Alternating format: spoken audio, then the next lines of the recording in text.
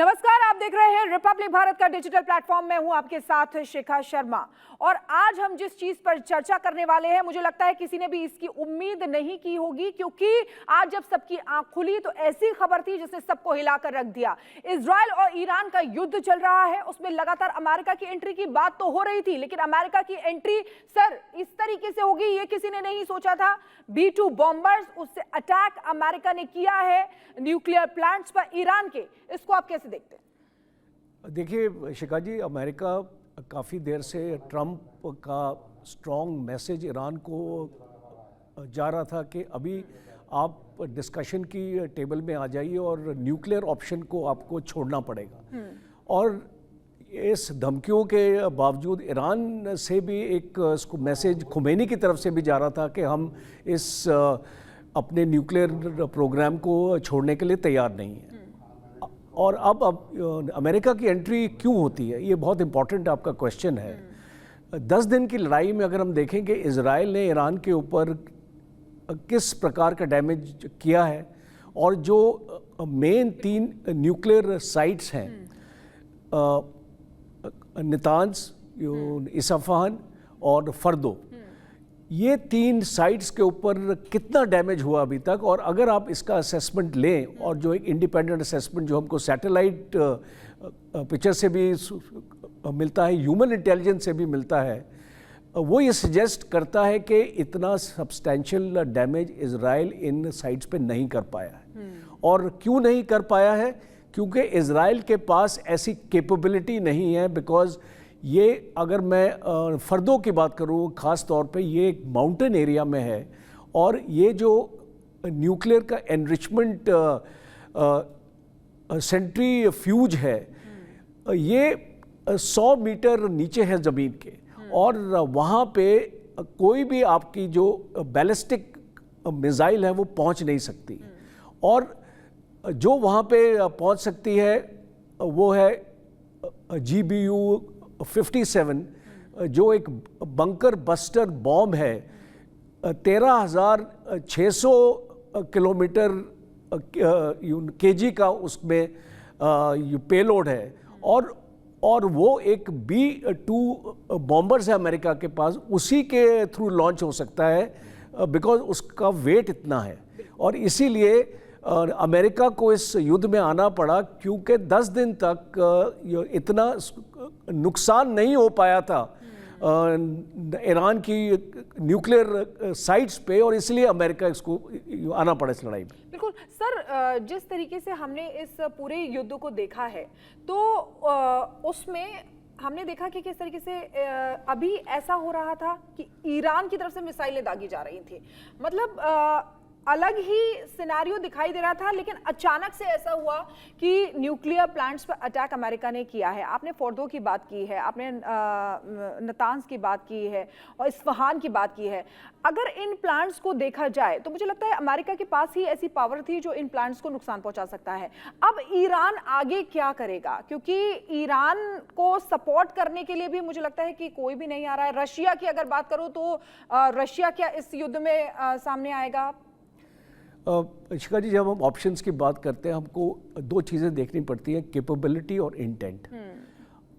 अब इंटेंट तो है इसका ईरान का कि वो अमेरिका तक पहुंच पाए, पर अमेरिका बहुत दूर है, और इसीलिए उसके पास जो कैपेबिलिटी आज की डेट में, उसी के हिसाब से वो अपने ऑप्शंस बनाएगा। और उसके पास 3 ऑप्शंस हैं जो मुझे नज़र आते हैं।